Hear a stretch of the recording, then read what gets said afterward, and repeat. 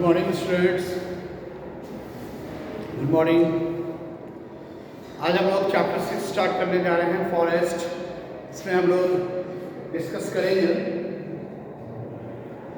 डिफॉरेस्टेशंस के harmful effects के बारे में। हम लोग इसमें डिस्कस करेंगे फूड वेब के बारे में। ओके, इससे पिछले क्लासेस में हम लोगों ने डिस्कशन किया था प्रोड्यूसर्स, कंज्यूमर्स और डिकम्पोजर्स के रोल्स के बारे में हम लोगों ने डिस्कस किया था। ठीक है, आज हम लोग डिफॉरेस्टेशंस पर डिस्कस करेंगे कि डिफॉरेस्टेशंस का हार्मफुल इफेक्ट्स क्या है, उन सब पर आज हम लोग डिस्कस करेंगे। ओके,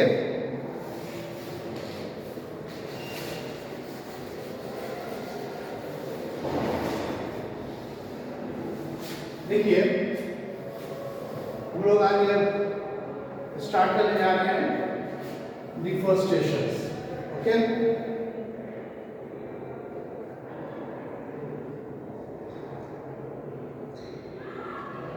अरे अपन देखेंगे कि डिफॉरेस्टेशंस होता क्या है। ओके, डिफॉरेस्टेशंस होता क्या है, इस पर पहले हम लोग डिस्कस करेंगे। तो सबसे पहले आप देखेंगे कि डिफॉरेस्टेशंस का मतलब होता है cutting down of trees over a large scales. ठीक है, तो देखिए डिफॉरेस्टेशंस को हम डिफाइन करेंगे the process of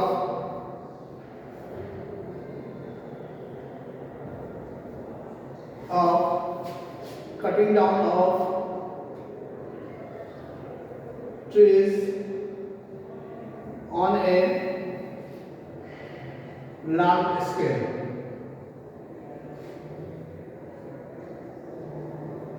is known as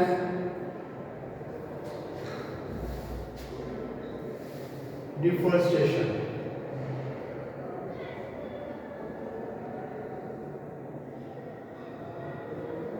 okay, इसी को हम लोग डिफॉरेस्टेशंस के नाम से जानते हैं, the process of cutting down of trees on a large scale. Understood, यही आपका डिफॉरेस्टेशन है। ठीक है, डिफॉरेस्टेशन जब होगा तो बहुत सारे चेंजेस आएंगे, है ना, इन्वायरमेंट्स में। जैसे कि हम लोग जानते हैं कि प्लांट्स का जो रूट होता है वो सॉइल को बहुत ही कस कर पकड़ के रखता है, वो भी होल्ड टाइटली करके रखता है, ताकि वहाँ से मिट्टी जो है वो कट कर किसी दूसरी जगह पर नहीं जाए। तो इस तरह से ये जो प्लांट्स के जो रूट्स होते हैं वो सॉइल को इरोजन्स होने से बचाते हैं। मतलब मिट्टी का कटाव जो होता है, मिट्टी एक जगह से कट कर दूसरी जगह जो चली जाती है, उसको प्लांट्स के जो रूट हैं उस मिट्टी को कंजर्व करके रखते हैं, ताकि मिट्टी जो है वो एक जगह से कटकर किसी दूसरी जगह पे नहीं जाए। जैसे आप देखेंगे, मान लीजिए कि ये प्लांट है, ये प्लांट्स के रूट्स है। ठीक है ना, प्लांट्स के रूट्स है। तो ये सब रूट्स जितने भी होते हैं, आप जानते हैं कि इस रूट्स के अंदर क्या होते हैं, रूट हेयर होते हैं, रूट हेयर होते हैं। तो रूट हेयर का काम क्या होता है, इसके अंदर एक रूट हेयर होते हैं, रूट्स के अंदर, जो एब्जॉर्ब करता है वाटर और मिनरल्स। इसका काम होता है एब्जॉर्ब वाटर एंड मिनरल्स। तो ये वाटर और मिनरल्स को क्या करता है अपने अंदर, एब्जॉर्ब करता है। ठीक है ना, कौन, रूट हेयर। रूट हेयर कहाँ होते हैं, ये रूट में प्रेजेंट्स होते हैं। रूट हेयर कहाँ प्रेजेंट्स होते हैं, रूट में। ये प्रेजेंट्स इन रूट, ये रूट में प्रेजेंट्स होते हैं। तो रूट का काम क्या है, कि रूट का काम ये है कि सॉइल्स को टाइटली होल्ड करके रखना, ताकि मिट्टी जो है वो एक जगह से कटकर दूसरी जगह पे नहीं जाए। ये काम होता है रूट का। बात समझ रहे हैं, रूट का ये काम है कि मिट्टी को ये एब्जॉर्ब करके रखता है, टाइटली होल्ड करके रखता है, ताकि मिट्टी एक जगह से दूसरी जगह कटकर नहीं जाए। अगर हमारे यहाँ डिफॉरेस्टेशंस लार्ज स्केल्स पर होते जाएंगे तो क्या होगा, पेड़ तो रहेंगे नहीं, तो हमारे जितने भी लैंड एरिया है वो सब डिजर्टिफिकेशन में कन्वर्ट हो जाएंगे, डिजर्ट्स एरिया बन जाएंगे। अंडरस्टूड, सब डिजर्ट एरिया में कन्वर्ट होकर चला जाएगा। और सबसे बड़ी बात यह है कि अगर डिफॉरेस्टेशंस नहीं होते रहेंगे, अगर पेड़ नहीं होगा, तो ग्लोबल वार्मिंग जो है वो तेजी से बढ़ेगा, क्योंकि कार्बन डाइऑक्साइड गैसेस का जो कंसंट्रेशन है वो तेजी से इंक्रीज होगा। और CO2 को लेने वाला एक कौन है कि प्लांट ही है जो कार्बन डाइऑक्साइड गैसेस को लेता है और उसको कन्वर्ट कर देता है ऑक्सीजन में। तो जिसकी वजह से क्या होगा कि ऑक्सीजन की भी लैक होगी अर्थ पर, और डिफोरेस्टेशन के कारण और CO2 का जो लेवल है वो डे बाई डे क्या होगा, इंक्रीज करता चला जाएगा। जैसे कि अभी हम लोग जानते हैं कि एयर में जो CO2 का जो लेवल है वो लगभग आप जानते ही होंगे ये 0.04% है ना, 0.04% इन एयर। तो एयर में कितना परसेंट होता है, ये 0.04% होता है एयर में, है ना, carbon dioxide gas. CO2 gas कितने परसेंट होते हैं एयर में, 0.04%। तो अगर मान लीजिए कि अगर प्लांट्स नहीं होगा, डिफोरेस्टेशन तेजी से होते रहेंगे, एफोरेस्टेशन नहीं होगा, तो CO2 का जो कंसंट्रेशन है, जो परसेंटेज है वो इंक्रीज होगा, और जिसके कारण क्या होगा, ग्लोबल वार्मिंग होंगे। और डे बाई डे क्या होगा कि जितने भी ग्लेशियर्स हैं, जितने भी पोलर आइस कैप्स हैं, वो सबके सब मेल्ट होंगे, और मेल्ट होने के कारण क्या होगा कि वाटर का जो लेवल है वो डे बाई डे इंक्रीज होता चला जाएगा, और पूरा एरिया जो है वो फ्लड्स के अंदर समा जाएगा। तो जिसके कारण क्या होगी, पेड़ पौधे जो भी बचे होंगे वो भी हमारे बीच में नहीं रहेंगे, और human beings day by day क्या होगा, लिविंग बींग्स इस तरह से वो एक्सटेंड करता चला जाएगा। बात समझ में आ रही है ना? तो ये है डिफोरेस्टेशन का हार्मफुल इफेक्ट, ठीक है। तो आपने समझ गया कि डिफोरेस्टेशन होता क्या है, पेड़ काटने को बोलते हैं। जब पेड़ एक एरिया का लार्ज स्केल्स पे अगर काटा जा रहा है तो उस प्रोसेस को हम बोलते हैं डिफोरेस्टेशन। और ये डिफोरेस्टेशन में कार्बन डाइऑक्साइड जो गैस है जो एयर में जिसकी परसेंटेज है वो 0.04% है। एयर में कितना परसेंट है, ये 0.04% है। अंडरस्टूड?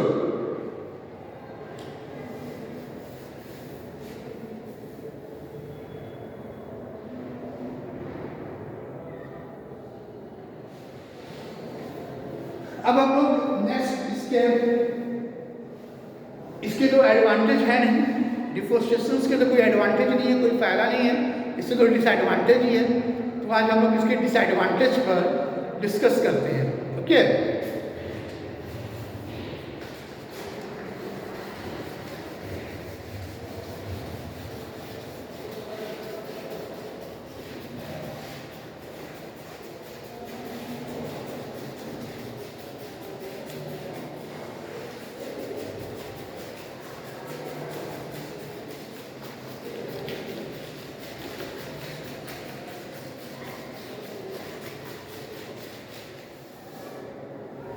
देखिए इसके डिसएडवांटेज क्या है, इसको हम लोग अभी डिस्कस करते हैं।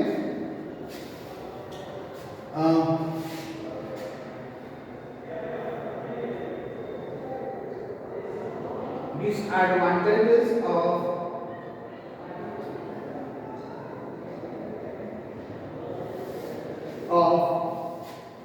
deforestation.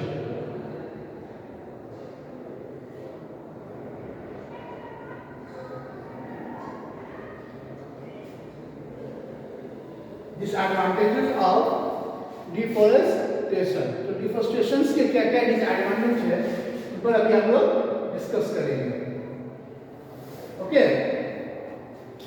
डिफोरेस्टेशन के क्या क्या डिसएडवांटेजेस है उस पर अभी हम लोग डिस्कस करेंगे। तो सबसे पहला जो डिसएडवांटेज है वो क्या है, सबसे पहला डिसएडवांटेज ये है कि इट कॉजेस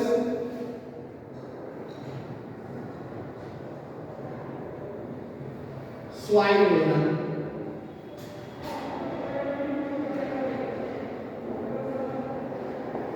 सबसे पहला कॉज क्या करता है, ये सॉइल इरोजन का कॉज करता है। सेकंड कॉज क्या करता है, ये इट कॉजेस ग्लोबल वार्मिंग।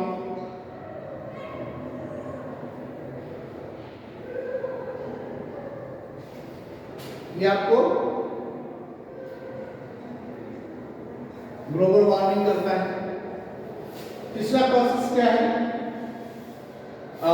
इसके कारण अगर डिफोरेस्टेशन होते चले जाएंगे तो तीसरा कारण क्या होगा? Lack of oxygen. ठीक है, ये हो जाएंगे, लैक ऑफ ऑक्सीजन हो जाएंगे। तो ये सब जो है ये सब डिफोरेस्टेशन के डिसएडवांटेजेस हैं। ठीक है, ये सब क्या है? डिसएडवांटेज है। और 4 पॉइंट्स में लिखेंगे, लैंड एरिया, एग्रीकल्चर लैंड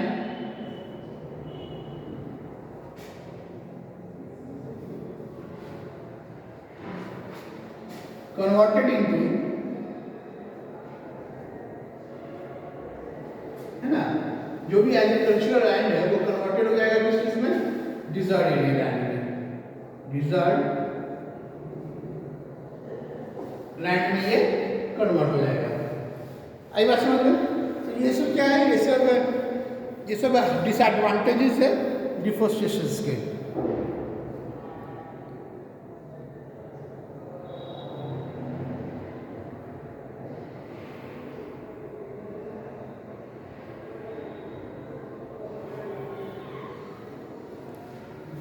ये सब डिसएडवांटेजेस हैं डिफोरेस्टेशन के। सबसे पहले होगा सॉइल इरोजन, उसके बाद होगा ग्लोबल वार्मिंग, उसके बाद होगा lack of insufficient oxygen. Agriculture land जो होगा वो कन्वर्टेड हो जाएगा डिजर्ट लैंड। ओके, तो ये सब डिसएडवांटेजेस होंगे ड्यू टू डिफोरेस्टेशन के कारण। अब हम लोग वन बाय वन सभी पॉइंट पर डिस्कस करेंगे कि सॉइल इरोजन है क्या, ग्लोबल वार्मिंग होता क्या है ना, इन सबको हम लोग डिफाइन करेंगे। अंडरस्टूड? तो आइए स्टार्ट करते हैं। इसको आप नोट कर लीजिए, दिस आर वेरी इंपॉर्टेंट। देखिए,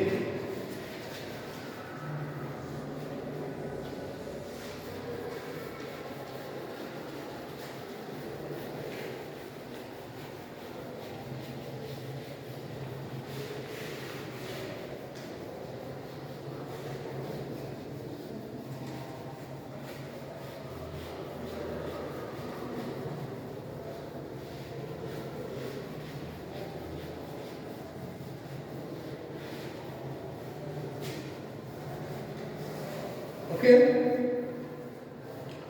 तो देखिए सबसे पहले हम लोग आते हैं डिफोरेस्टेशन। सबसे पहले हम लोग देखेंगे सॉइल इरोजन क्या होता है।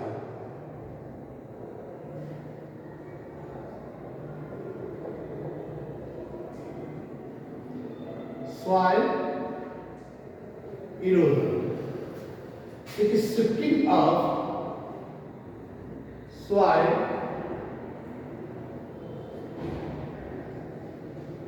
from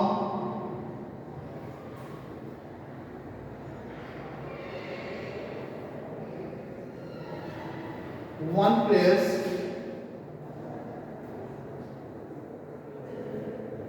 to another is known as soil.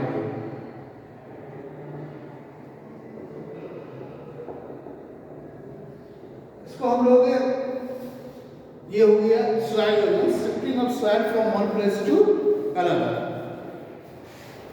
हम लोग इसको एक और लैंग्वेज में इसको लिख सकते हैं और करके देखेंगे। ट्रांसफर ऑफ सॉइल भी हम लिख सकते हैं, the transfer of soil from one place to another place, one place to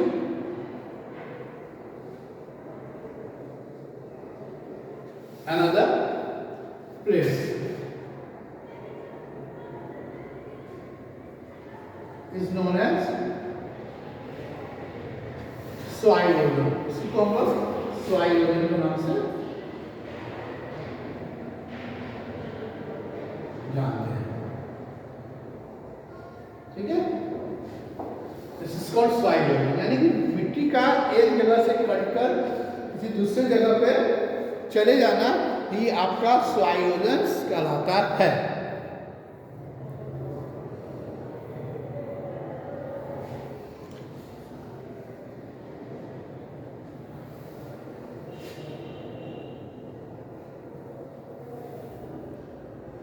understood.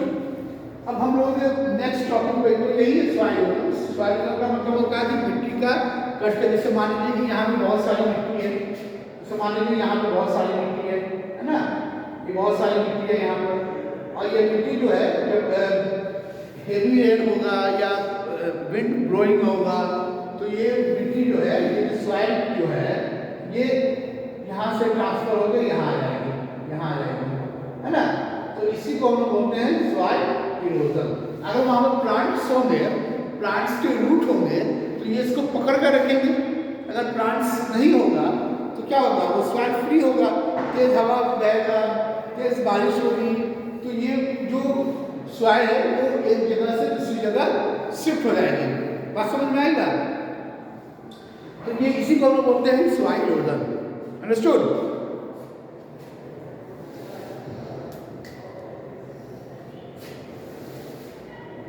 अब हम लोग नेक्स्ट टॉपिक पर आते हैं। नेक्स्ट टॉपिक जो है वो हमारा है ग्लोबल वार्मिंग। ग्लोबल वार्मिंग पर हम आते हैं।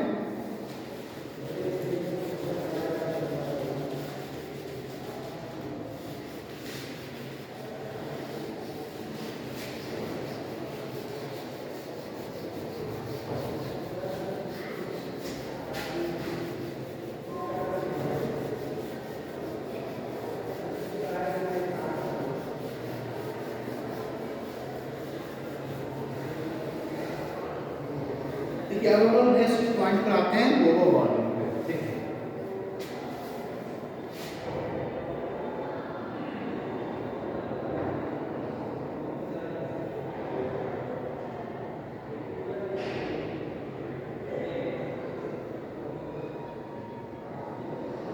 ग्लोबल वार्मिंग क्या होता है? The increased concentrations of carbon dioxide gas in air that results the melting of polar ice caps, है ना, it's known as global warming। देखिए ग्लोबल वार्मिंग क्या होता है उसको समझिए। The excess heating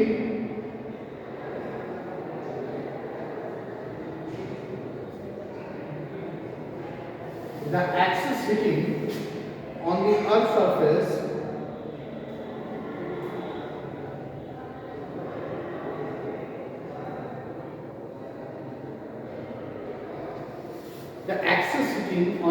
surface due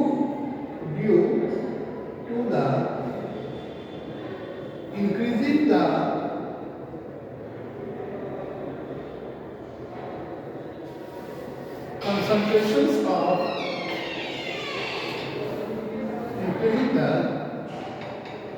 concentrations of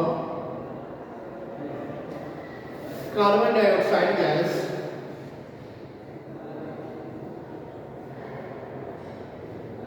in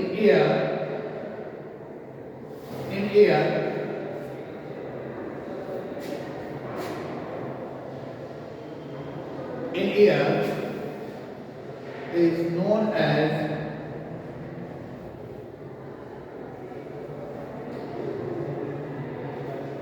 global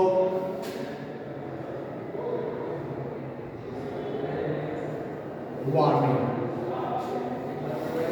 ये है ग्लोबल वार्मिंग।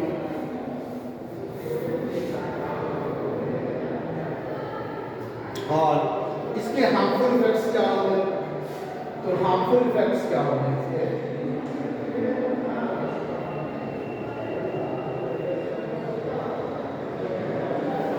हार्मफुल इफेक्ट्स क्या होंगे?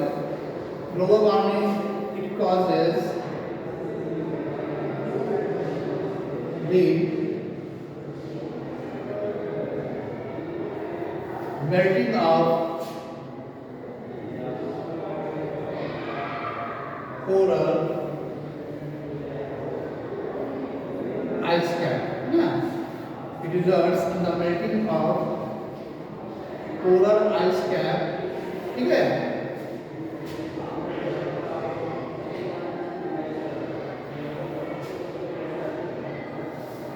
पोलर आइस कैप्स, जितने भी पोलर आइस कैप्स है वो सब के सब मेल्ट करेंगे। तो मेल्ट करने के कारण क्या होगा कि वाटर का जो लेवल है वो धीरे धीरे इंक्रीज होना चला जाएगा। तो ये हार्मफुल इफेक्ट्स होते हैं ग्लोबल वार्मिंग के। इसलिए CO2 को रोकेगा कौन? प्लांट्स।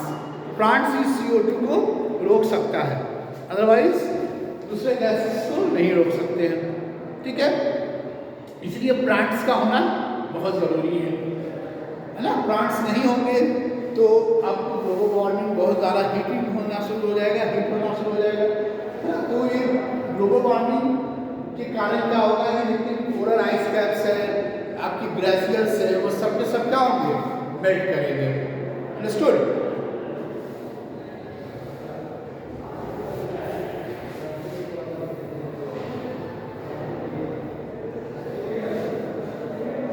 अब देखिए, अब हम लोग बात करेंगे ओजोन लेयर। ओजोन लेयर के लिए ओजोन लेयर पे अभी हम लोग डिस्कस करेंगे। देखिए आइए,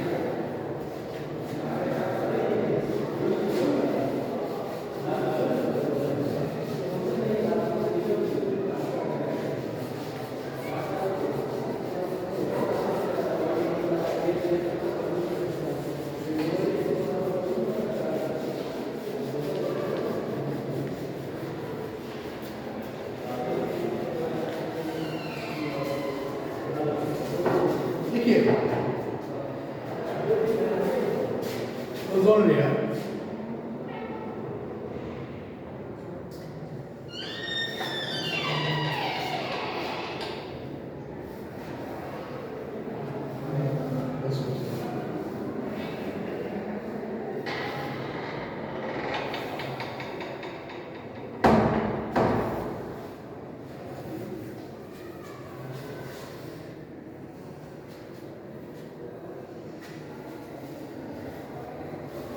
ओजोन लेयर, जो लेयर है ये कहाँ प्रेजेंट होता है?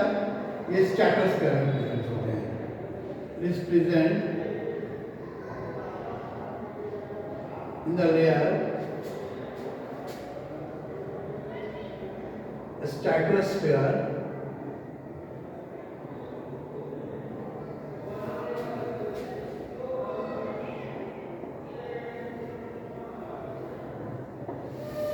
ओके। ये कहाँ प्रेजेंट होते हैं? ये स्ट्रेटोस्फीयर लेयर में ये प्रेजेंट होते हैं। ठीक है, स्ट्रेटोस्फीयर में ये प्रेजेंट होते हैं। अब देखिए, इसका जो ओजोन लेयर का जो फंक्शंस है, ये क्या करता है? ये आपको function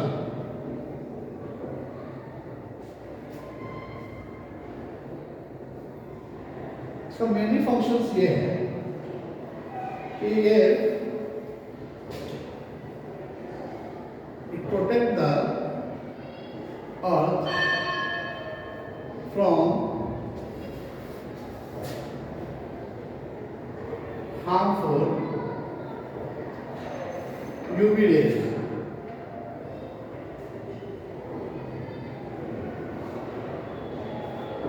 ultraviolet rays, which is emitted